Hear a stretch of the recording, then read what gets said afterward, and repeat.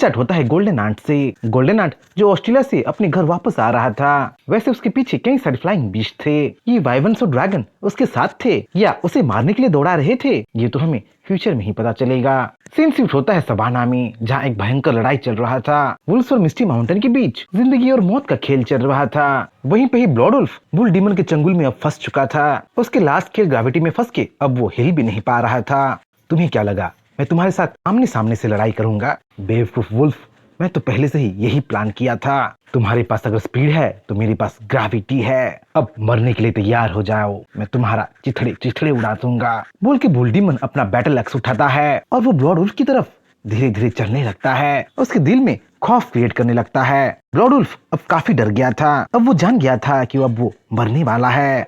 रुक जाओ, मुझे मत मारो, मैं तुम्हारे काफी काम में आ सकता हूँ। वुल्फ्स को लीड करने में लेके मिस्टी माउंटेन को बढ़ाने में भी मैं काम में आ सकता हूँ। बोल के ब्लड वुल्फ गिड़गिड़ाने लगता है, अपनी जिंदगी के लिए रहम की भीख मांगने लगता है। पर बुल डीमन कहाँ किसी की सुनने वाला था। वो तो अपना हथियार पहले से ही उठा चुका था और उसी बैटलिक एक्स से बुल डीमन ब्लड वुल्फ की टुकड़े करने लगता है। और इस नजारे को देख मून वुल्फ शॉक में पड़ जाता है। मून वुल्फ अफसोस नहीं जताता, बल्कि वो गुस्से से भड़कने लगता है और ब्लड वुल्फ का बदला लेने के लिए वो अपने डार्क एनर्जी को एक्टिवेट कर देता है। पर वहाँ कुछ गड़बड़ था और ये बात मून वुल्फ महसूस कर लिया था। जिस नाइनटेल फॉक्स के पहले 4 पूंछ थे, अब उसके एक्स्ट्रा 1 पूंछ निकलने लगे थे। उसके चारों ओर स्पिरिचुअल एनर्जी गैदर होने लगी थी। 5 पूंछ हो या 9 पूंछ, मैं तुम्हें यहीं पे खत्म कर दूंगा। बोल के मून वुल्फ मून बीम से नाइनटेल फॉक्स पे हमला कर देता है। पर उस मून बीम को नाइनटेल फॉक्स अपनी दुलस्ती आंख से ब्लॉक कर देती है। खुद नाइनटेल फॉक्स भी कंफ्यूज थी, क्योंकि उसकी स्पिरिचुअल एनर्जी फ्लक्चुएट जो हो रही थी। इसका एक ही मतलब हो सकता था कि नाइनटेल फॉक्स अब इवॉल्व होने वाली है, अपने नेक्स्ट स्टेज में वो पहुंचने वाली है। पर ऐसे वक्त पे इवॉल्व होना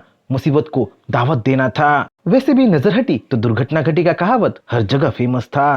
क्योंकि नाइनटेल फॉक्स अनमाइंड थी तो ये मून वुल्फ के लिए सुनहरा मौका था, और ऐसे मौके को मून वुल्फ भला कैसे जाने दे सकता था। मून वुल्फ नाइनटेल फॉक्स को पीछे से झपटने की कोशिश करता है, पर ऐम वक्त पे वहाँ पैंडा आ जाता है और मून वुल्फ को जोरदार एक स्पिरिचुअल पंच मार के उसका काम वहीं पे ही खत्म कर देता है। तुम्हें क्या हुआ सिस्टर फॉक्स? क्या तुम यहाँ इवॉल्व होने वाली हो? यहाँ अनमाइंड रहना खतरे से खाली नहीं है। जाओ मिस्टी माउंटेन चली जाओ, गॉड ट्री के संरक्षण में चले जाओ और तुम अपने आप को वहाँ इवॉल्व करो। सारी वुल्फ्स को मैं देख लूंगा। बोल के पैंडा नाइनटेल फॉक्स के सामने आ जाता है और एक छोटे भाई का कर्तव्य मैं निभाऊंगा बोल के वो नाइनटेल फॉक्स के सामने भाषण देने लगता है। पर इससे पहले कि नाइनटेल फॉक्स वहाँ से जा पाए, वहाँ और एक खतरा आ धमकता है। अबिसल क्रो, जो 3 साल पहले जियो के बीस्ट के साथ लड़ा था, जो डिवाइन फ्लावर को पाने में सबसे बड़ा अड़चन बना था, पता नहीं वो कहां से वहां आ गया था और मिस्टी माउंटेन के बीस्ट को देखते ही उन पे हमला करने लगा था। अपने अबिसल बीम से चारों तरफ हाहाकार मचाने लगा था। चाहे वो वुल्फ हो या मिस्टी माउंटेन की बीस्ट हो, वो किसी को भी नहीं छोड़ रहा था।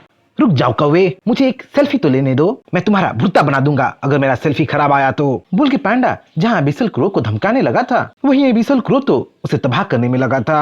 तभी अचानक कोई वहाँ लाइटनिंग स्पीड से आ जाता है और डायरेक्टली वो एबिसल क्रो के गर्दन पे वार करता है।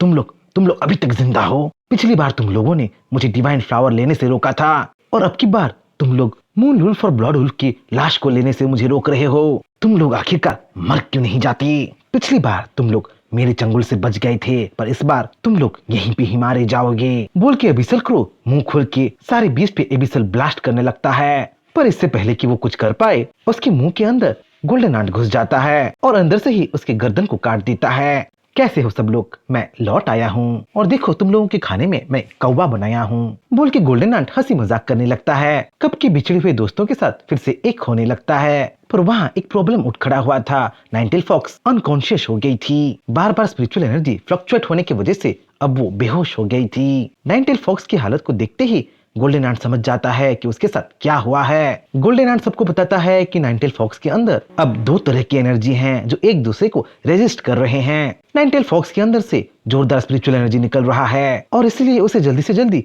गॉड ट्री के पास ले जाना बेहतर है। सारे वुल्फ्स को अब कैद कर लिया गया था और उन सबको ट्रांसपोर्ट करने का जिम्मा अब रैट्स पे था, किंग जाओ पे था और रैट्स के मास्टर लैंगफेंग पे था। सब लोग मिस्टी माउंटेन के लिए निकल ही रहे थे कि तभी किसी के आने का आहट होने लगता है और उनकी ओर जो भी आ रहा होता है वो बहुत पावरफुल होता है, क्योंकि वो जोरदार स्पिरिचुअल एनर्जी रिलीज जो कर रहा होता है। किंग जाओ उन सबको अच्छी तरीके से पहचानता था।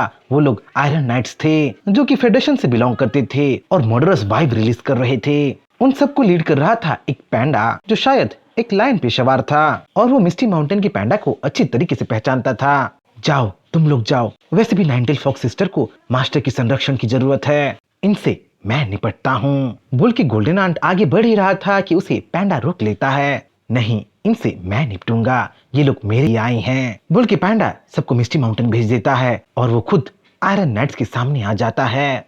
क्या है मोटू, तुम यहाँ क्यों आए हो? पता है, मुझे थोड़ी देर के लिए लगा कि इधर कोई आलू लुढ़कता हुआ आ रहा है, बाद में पता चला कि वो तुम हो। बोल के मिस्टी माउंटेन का पांडा फेडरेशन की पांडा का मजाक उड़ाने लगता है।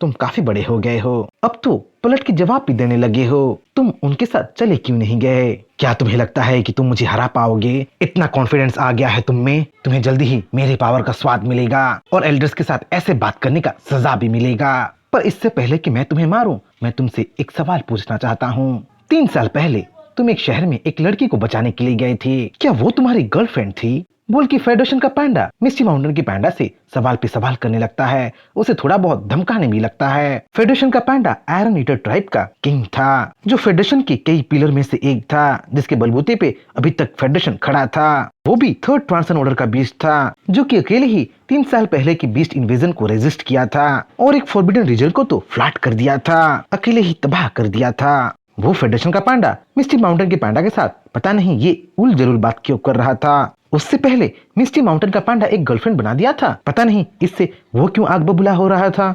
अच्छा ये बताओ व्यूअर्स, ये साओकिन कौन थी और वो जियो से कैसा रिश्ता बनाई थी?